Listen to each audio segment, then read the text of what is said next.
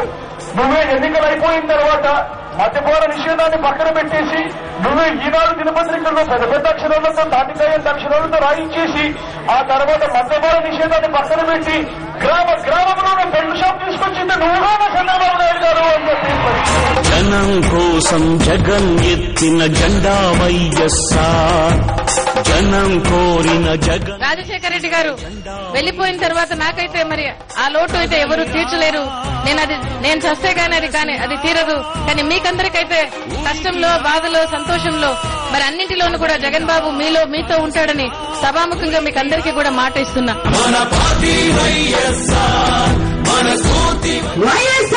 మహావృక్షం నీడలో ప్రాంతాలకు అతీతంగా తెలుగు ప్రజలు అందరూ సేవ తీర్చుకున్నారు. తెలుగు ప్రజలు అందరూ సంతోషంగా బ్రతికారు. ముఖ్యంగా తెలంగాణ ప్రాంత ప్రజల గుండెల్లో ప్రత్యేక స్థానం సంపాదించుకున్నారు రాజశేఖర రెడ్డి గారు.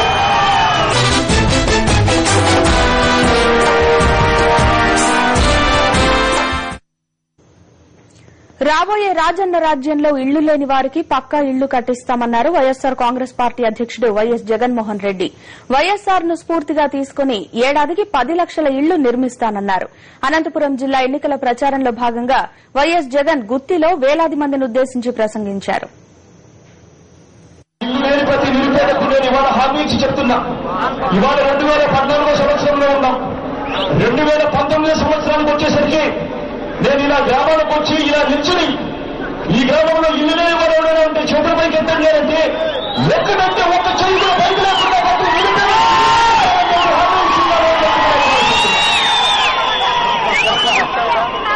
ఆ దివంగత నేత ఆ ప్రీతమ నాయకుడు రాజశేఖర రెడ్డి గారు దేశం మొత్తం మీద 47 లక్షల ఇళ్లు కడితే ఆ దివంగత నేత ప్రీతమ నాయకుడు రాజశేఖర రెడ్డి గారి సువర్ణ యుగంలో దేశం మొత్తం కన్నా కూడా 1 లక్ష ఎక్కువగా 48 లక్షల ఇళ్లు కట్టి ఆ దివంగత నేత చేసి చూపించాడు.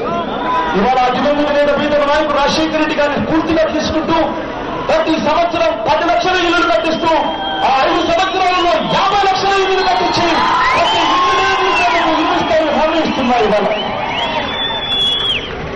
అంతేకాదు ఈ ఇల్లు కార్యక్రమంలో ఇంకొక గొప్ప మార్పు కూడా చేయబోతున్నా. ఆ మార్పు ఏమిటో తెలుసా? ఇవాళ ఇల్లు ఇస్తున్నారు కానీ ఇంటి పట్టాలు మీకు ఇవ్వడం లేదు. మార్జిన్లని మీరు కడుతున్నారు. బ్యాంకుల్లో ఇంటి పట్టాలన్నీ కూడా తాకట్టు అయి ఉన్నాయి. ఇల్లు అమ్ముకోవాలంటే మీరు అమ్ముకోలేరు.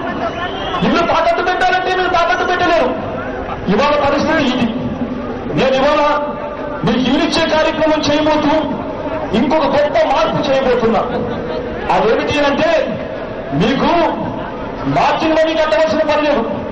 మీరే ఇంటి ఓనర్లు అవుతారు. ఇంటి పత్రాలు కూడా మీకే ఇచ్చి ఆ ఇంటి పత్రాలు అక్క చెల్లెమ్మల పేరుతో రిజిస్టర్ చేపిస్తామని చెప్పి కూడా హామీ ఇస్తున్నా. అంతేకాదు బ్యాంకర్లతో నేను మాట్లాడతాను. లక్ష చిల్లలు పెట్టి నేను ఇల్లు కట్టిస్తున్నాను. లక్ష చిల్లలు పెట్టి నేను ఇల్లు కట్టిస్తూ ఉన్నాను. కాబట్టి ఆ అక్క చెల్లెమ్మలు ఇదే ఇంటి పత్రాలను తీసుకుని మీ దగ్గరికి వచ్చినప్పుడు మీరు కనీసం 34,000 రూపాయలన్నా కానీ అక్క చెల్లెమ్మలకి ఇవ్వండి, పౌర వడ్డీకి ఇవ్వండి అని చెప్పి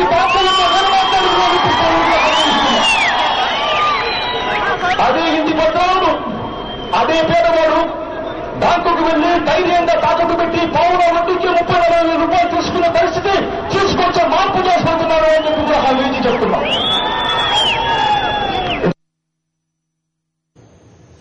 వైఎస్సార్ అనే మహావృక్షం కింద కోట్లాది మంది ప్రజలు పార్టీలకు అతీతంగా సేద తీరారని షర్మిల చెప్పారు.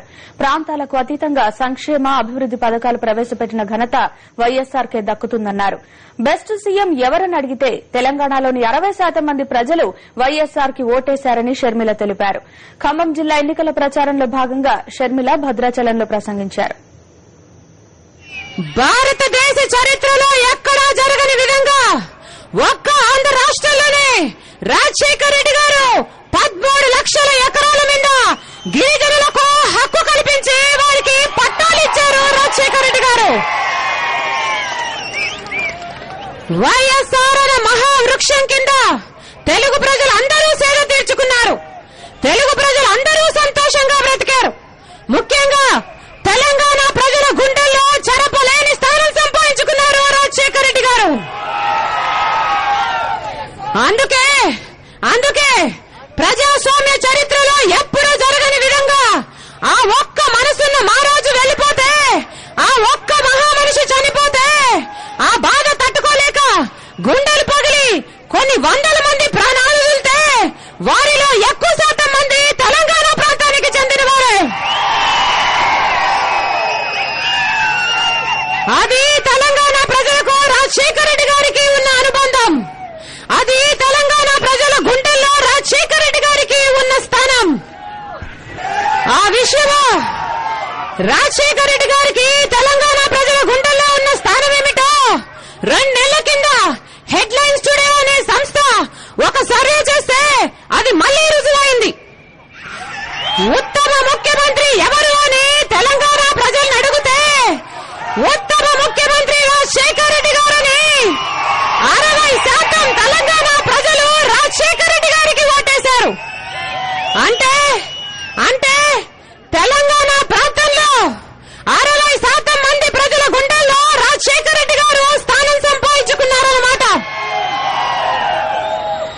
మీరు రాజశేఖర రెడ్డి గారిని అంతలా అభిమానించకపోతే రాజశేఖర రెడ్డి గారు అంత గొప్ప నాయకుడు అయి ఉండేవాడు. మీరు రాజశేఖర రెడ్డి గారిని మీ గుండెల్లో పెట్టుకోకపోతే రాజశేఖర రెడ్డి గారు ఈ రోజుటి వరకు మీ హృదయాల్లో ఇంకా అమరుడిలో బ్రతికుండేవాడు. అందుకే అంటున్నాం, మీరు కాదు మేమే మీకు రుణపడి ఉన్నాం. రాజశేఖర రెడ్డి గారి కుటుంబం మీకు రుణపడి ఉంది.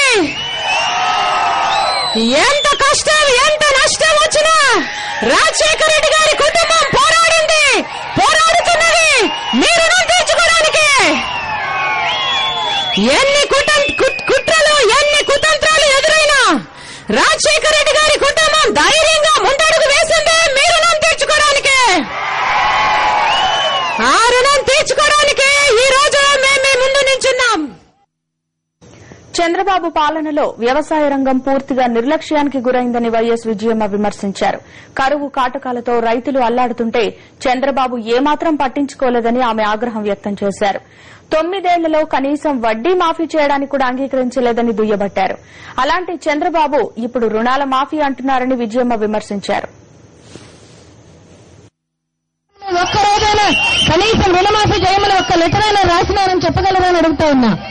వడ్డీ మాఫీ కాదు కదా, వడ్డీ నెక్స్ట్ ఇయర్ లో కట్టుకుందులోనే వెసులుబాటు కల్పించారా చంద్రబాబు నాయుడు గారు అని అడుగుతా ఉన్నాను. ఇవాళ ఎటువంటిది కూడా లేకుండా ఈ రోజు మరి అటువంటిది 1,25,000 కోట్ల బడ్జెట్ ఉంటే ఏ విధంగా 1,57,000 కోట్ల రూపాయల బడ్జెట్లు మారుస్తారని కూడా అడుగుతా ఉన్నా.